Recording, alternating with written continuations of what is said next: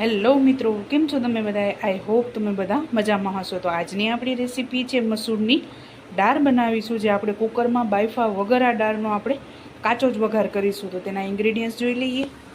તો આપણે અહીંયા મસૂરની દાળ 1 વાટકી લીધેલી છે. એને મેં 1 કલાક પહેલાં મેં એને પલાળી લીધેલી છે. આપણે આને બાફવાની નથી, એટલે આપણે 1 થી 2 કલાક માટે આને પલાળીશું. 1 નંગ ડુંગળી, 1 નંગ ટમેટું, જરૂર અનુસાર પાણી, આખા ગરમ મસાલા, 1 તીખી મિર્ચી, સ્વાદ અનુસાર મીઠું, કશ્મીરી મરચું, ધાણા જીરું, 1 ટીસ્પૂન હળદર, હિંગ, આદુ અને લસણની પેસ્ટ. વઘાર માટે મોટા 2 ચમચા જેટલું તેલ ગરમ મૂકી દીધું છે. તો ચાલો રેસીપી સ્ટાર્ટ કરીએ. તો આપણું તેલ ગરમ થઈ ગયું છે. તો સૌપ્રથમ આખા ગરમ મસાલા એડ કરશું. ત્યારબાદ તીખી મિર્ચી,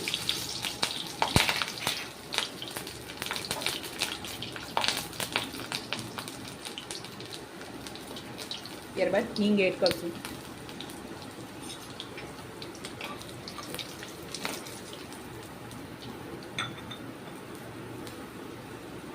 અને ડુંગળી.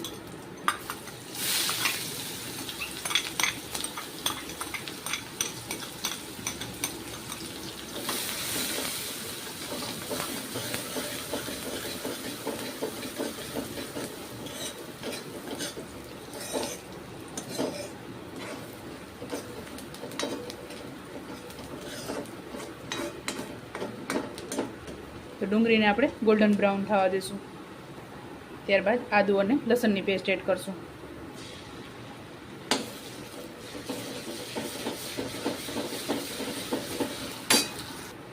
ત્યારબાદ ટમેટા એડ કરશું.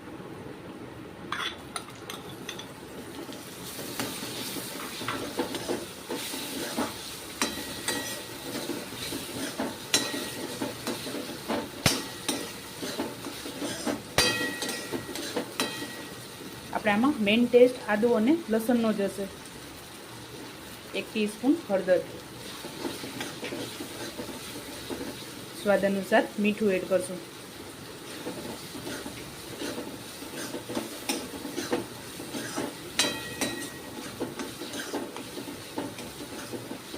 બે ચમચી ધાણા જીરું,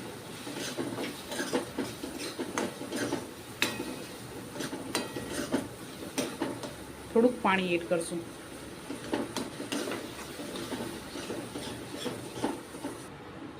ત્યારબાદ કશ્મીરી મરચું એડ કરશું.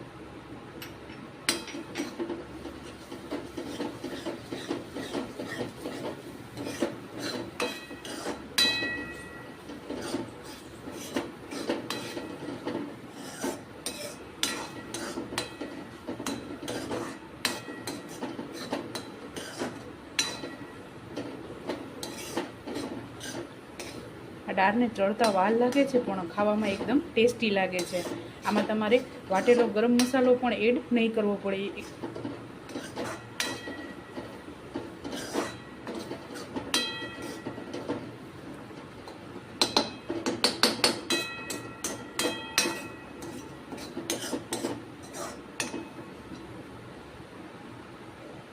તો આપણે મસાલો એકદમ સરસ ચડી ગયો છે, તો એમાં દાળ એડ કરી દઈશું. તો આપણે એકદમ સરસ મિક્સ થઈ ગઈ છે. તો આપણે 1 ગ્લાસ પાણી એડ કરી દઈશું. નાનો 1 ગ્લાસ એડ કરશું આપણે.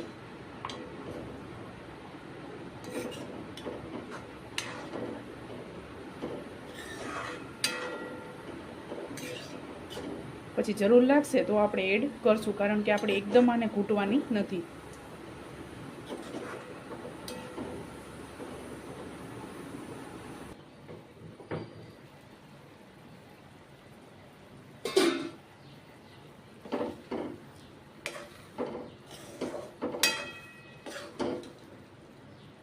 તો આપણી દાળ તૈયાર થઈ ગઈ છે. 20 થી 25 મિનિટ જેવું આને પાકતા થયું છે દાળને.